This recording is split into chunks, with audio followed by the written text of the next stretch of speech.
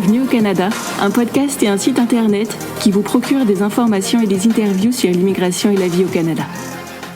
Salut à vous, aventuriers du Nouveau Monde! Emma Charlin au micro, auteure, coach en mobilité internationale et podcasteuse. C'est l'épisode 96 du podcast et je l'enregistre en janvier 2026. C'est le jour 17 de ma série 25 jours, 25 clés pour votre départ au Canada. Vous êtes nombreux à envisager le Québec comme destination d'études. C'est un beau projet, plein de promesses. Les universités y sont prestigieuses, en effet. Mais avant de vous laisser gagner par l'enthousiasme, j'aimerais vous poser quelques questions. Votre projet est-il viable financièrement ? Et si vous envisagez vos études comme un tremplin pour vous établir ensuite au Québec, avez-vous réfléchi à toute la trajectoire qui vous attend ? Dans cet épisode, je vais vous guider à travers les différents types de frais, puis nous prendrons un peu de hauteur. Avant même de poser pied sur le sol québécois, certains frais vont s'imposer à vous. Ce sont les frais avant départ. Parlons des frais de transport et seulement des frais de transport. Ils comprennent votre arrivée à l'aéroport, vos valises, votre billet d'avion, les suppléments à bagages, la réservation d'une voiture ou d'un logement temporaire à l'arrivée. Tous ces frais, et la liste n'est pas exhaustive, vont s'accumuler. Prenons un exemple avec Marie. Ses parents lui ont prêté 2 valises. Elle a pris un train depuis Clermont-Ferrand pour Paris et a dormi la veille chez une amie. Elle a ensuite pris un taxi pour l'aéroport, a pris un avion avec supplément à bagages, est arrivée à Montréal, a dormi une nuit sur place, puis a pris un bus le lendemain matin pour Trois-Rivières.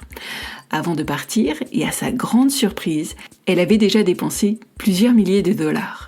Ok, quittons cet aperçu sur les dépenses avant départ et parlons des dépenses à l'arrivée. Avant même de débuter vos cours, tout plein de dépenses vous attendent. Parlons de votre logement et seulement de votre logement.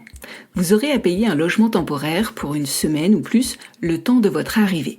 Cela vous permettra de trouver un logement pérenne pour la suite. Au versement du premier mois de loyer s'ajouteront des frais d'ouverture de compte et des frais d'installation.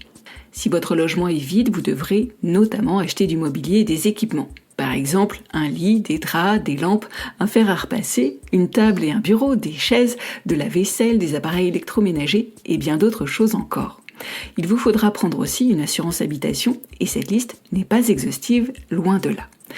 Reprenons notre exemple avec Marie. Elle a trouvé une colocation à Trois-Rivières après avoir passé quelques jours en Airbnb. Coup de chance, son logement est dans le budget qu'elle s'était fixé et il est partiellement meublé. Mais elle a tout de même eu des frais d'aménagement à régler et une assurance à payer. Ok, on a fait un tout petit tour des dépenses qui vous attendent au départ et à l'arrivée. Et maintenant, si on parlait de vos frais d'études. Pour intégrer votre cégep ou votre université, vous aurez peut-être à passer des tests de langue en français ou en anglais ou à obtenir une évaluation comparative de vos diplômes d'études.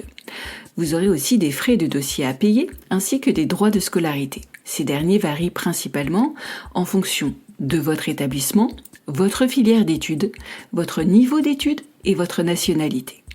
Au Québec, les Français et les Belges sont avantagés car ils n'ont pas à payer le tarif réservé aux étudiants étrangers qui est beaucoup plus élevé.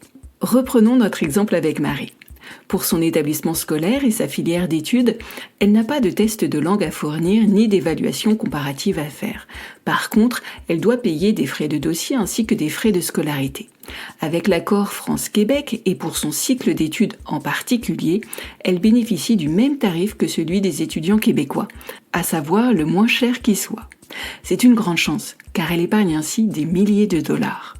Il y a une thématique que je n'ai pas encore abordée pour l'instant, les frais d'immigration. Ils sont nombreux. Demande d'admission auprès d'un établissement scolaire, certificat d'acceptation du Québec ou CAQ, demande de permis d'études au fédéral, biométrie, etc. Je voudrais m'attarder notamment sur un point particulier qui pourrait mettre à mal votre projet. Le ministère de l'Immigration, de la Francisation et de l'Intégration du Québec, le MIFI donc, exige que vous déteniez un certain montant d'argent pour assumer vos coûts de transport, vos droits de scolarité, vos frais d'installation, éventuellement les coûts d'une assurance maladie et hospitalisation, mais surtout vos besoins essentiels. Or, les montants sont importants pour vos besoins essentiels. Ils ont même considérablement augmenté au 1er janvier. Pour l'année 2026, ils sont de 24 617 $ pour une personne seule, qu'elle ait moins ou plus de 18 ans, 34 814 $ pour 2 personnes de 18 ans et plus, 42 638 $ pour 2 personnes de 18 ans et plus avec un enfant, 49 234 $ pour 2 personnes de 18 ans et plus avec 2 enfants. Beaucoup diront « Waouh, ça fait beaucoup d'argent !» Oui, ça fait beaucoup d'argent. Mais laissez-moi vous dire quelque chose d'important, ce n'est pas suffisant. Je répète, ce n'est pas suffisant. Si vous partez juste avec ce montant-là au Québec et que vous ne trouvez pas rapidement un emploi à temps partiel en plus de vos études, ça risque fort de coincer. Je reprends mon exemple avec Marie. Elle est partie étudier à Trois-Rivières. Dans cette ville, et pour une personne seule, en 2025, le revenu minimum viable à l'année est de 31 696 $. Avec ces 24 617 $, à savoir le montant demandé par le MIFI pour une personne seule, elle ne pourra pas vivre décemment toute une année. Elle devra nécessairement trouver de l'argent pour compenser.